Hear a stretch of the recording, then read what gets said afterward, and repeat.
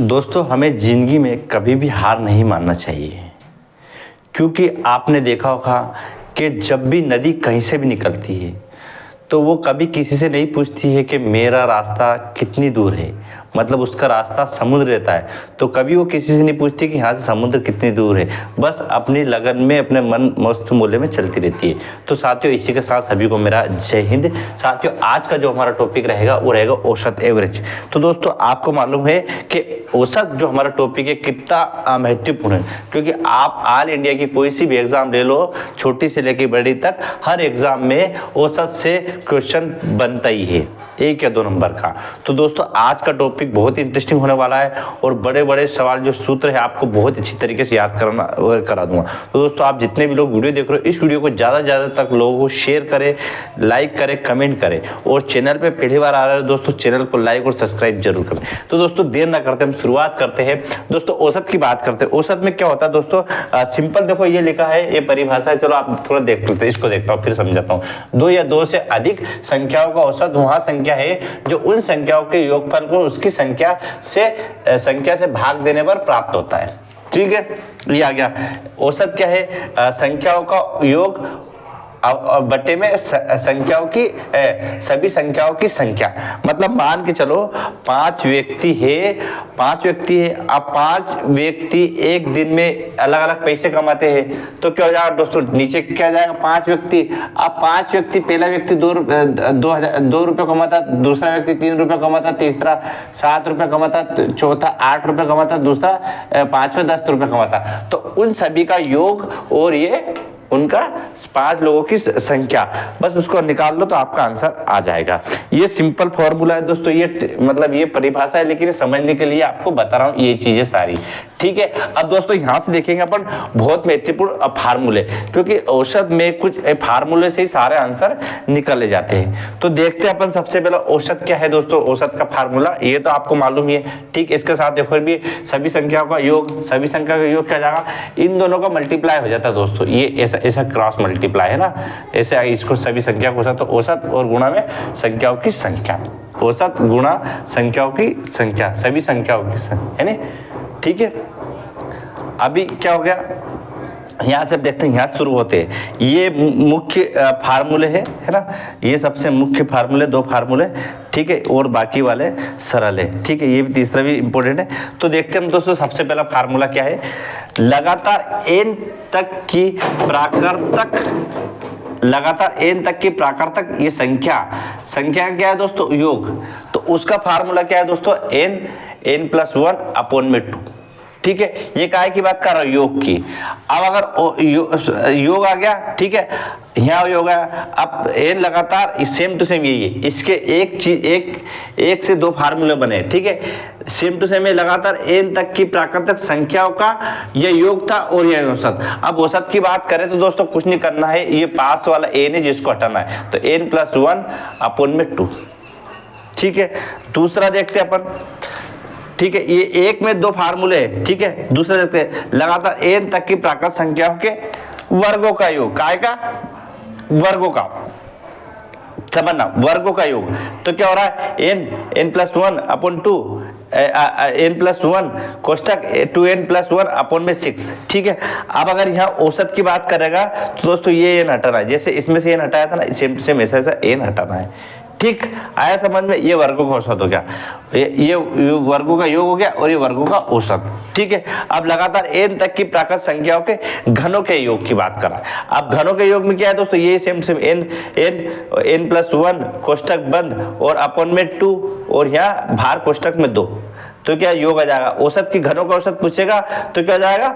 n+1 कोष्टक में n+1 और कोष्टक बंद स्क्वायर और अपॉन में 4, मतलब औसत में 4 आ जाएगा। ठीक है, अब देखें चौथा वाला। अब ये वाले तो इंपॉर्टेंट थे, 3 फार्मूले 3 से 6 बने हैं। ठीक है, आप देखें कि आप क्वेश्चन करते जाओगे आपका ऑटोमेटिक फार्मूले बनते जाएंगे।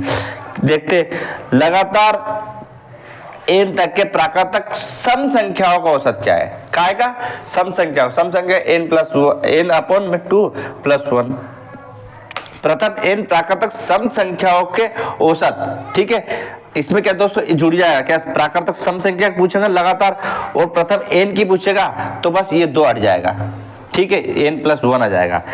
फिर अगला देते हैं 6 नंबर का, लगातार n प्राकृतिक विषम संख्याओं का औसत। तो क्या है, सेम टू सेम यही वाला बनेगा, लेकिन इसमें 2 लग जाएगा। एक ये फार्मूला किसके जैसा फार्मूला है, ये n+1, ये औसत के फार्मूले के समान है, ठीक है। कहेगा लगातार विषम संख्याओं का औसत और लगातार प्राकृतिक सम संख्याओं का औसत, सेम टू सेम है फार्मूला, है ना। और प्रथम n प्राकृतिक संख्याओं का औसत तो बराबर n, ठीक है। अब ये देखने के बाद हम कुछ अपन यहाँ से ये देखेंगे, सवाल करते हैं, ठीक है। देखते हैं पहले वाला सवाल क्या बोल रहा है। 1 से 80 तक की सभी संख्याओं का औसत कितना है, क्या बोल रहा है। 1 से 80 तक की सभी संख्याओं का औसत का फार्मूला क्या था, क्या बोल रहा था मैंने, n+1/2, ये फार्मूला है ना। तो क्या ले लेंगे, n का मान क्या होगा 80, तो 80 + 1/2 तो क्या है 81 दे दो, तो 4 बार और ये 5 बार, ठीक है, ये आंसर। और आगे बढ़ाओगे तो और भी बढ़ जाएगा, ठीक है, ये आपका आंसर है।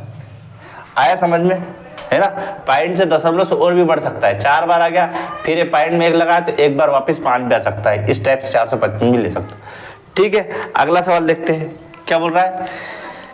1 से 25 तक की सभी संख्याओं का वर्गों का औसत, क्या बोल रहा है, वर्गों का औसत। फार्मूला क्या है दोस्तों, वर्गों का औसत का फार्मूला क्या है, n+1 फिर 2n+1 अपॉन में 6।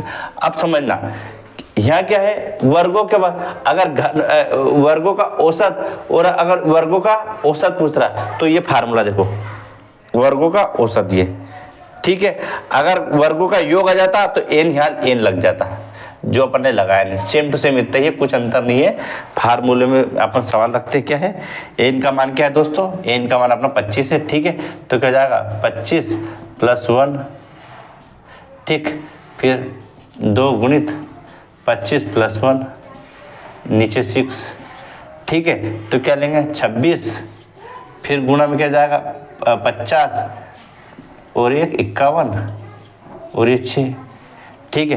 काट दो इसको तो कितना 3 बार और ये 13 बार, और फिर 3 को इससे काट दो, 3 एक करना 3, 3 7 21, तो 13 गुणित 17 मल्टीप्लाई कर लेना, आंसर आपका आ जाएगा।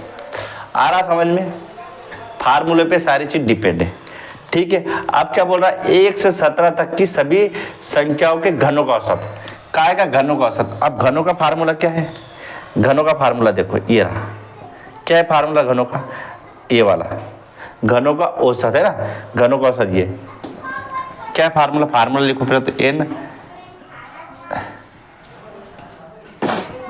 नीचे 4, n का मान क्या 17 लिखा अपन ने, फिर यहाँ क्या आ जाए कोष्टक में क्या है 17 + 1 18 नीचे 4, डायरेक्ट लिख सकते थे पर एक बार लिख लो, चलो 17 फिर ये 18 स्क्वायर लगा तो 18 इंटू प्लस हो जाएगा, फिर 18 नीचे 4, काट दो, ये इससे 2 बार कट गया, फिर 9 बार, फिर ये कट गया 9, फिर क्या ये भी खत्म, फिर यहाँ से क्या ले लो नंबर 81, 81 × 17 मल्टीप्लाई कर लेना, आंसर आपका आ जाएगा, ठीक है। आ रहा समझ में। अब अगला सवाल देखते हैं क्या बोल रहा है, 1 से 102 तक की सभी सम संख्याओं का औसत क्या है ना। 1 से 102 तक की सभी सम संख्याओं का औसत क्या है, 1 मिनट चल रहा है। 1 से 102 तक की सभी संख्याओं का औसत क्या है, ठीक है। अभी सम संख्या का औसत क्या है, देखो सम संख्याओं के औसत ये रहा, ये रहा 1 से सभी n, हाँ 1 से 102 तक की, तो क्या है सम संख्या कहाँ पर लिख रहा है, प्रथम n, लेकिन ये वाला तो क्या जाएगा, ये फार्मूला n + 2 + 1, तो 102 + 1 अपॉन में 2, तो 103 ले लो, 103 का 2 में मल्टीप्लाई कर दो, आंसर आपका आ जाएगा, है ना, ठीक है। सभी संख्या का सम औसत। अगला सवाल देखते हैं, प्रथम n सम संख्याओं का औसत। अब ये देखो प्रथम n इसके नीचे है, कुछ नहीं करना है, प्रथम की बात करेगा तो टोटल क्या होता है दोस्तों, n+1 है, n+1 तो क्या है 27 + 1 28 आपका आंसर। ठीक है, आया समझ में। 1 से 91 तक की सभी विषम संख्याओं का औसत क्या है। अब 1 से ये फार्मूला है, फार्मूला क्या है, n+1/2। एक से 91 तक के सभी विषम संख्या को औसत क्या है, तो क्या हो जाएगा n प्लस क्या है 91 + 1/2 तो क्या हो जाएगा 92 में 2 का भाग दे दो, इससे हो जाएगा 4 बार 6 बार 46 आंसर। आ रहा समझ में, है ना। कंफ्यूजन हो तो बता देना। फिर अगला देखते हैं, प्रथम 24 विषम संख्या को औसत। अब प्रथम 24 विषम संख्या को औसत n, इसका क्या n बराबर 24, क्योंकि ये फार्मूला ये है ना। ठीक है, आया समझ में।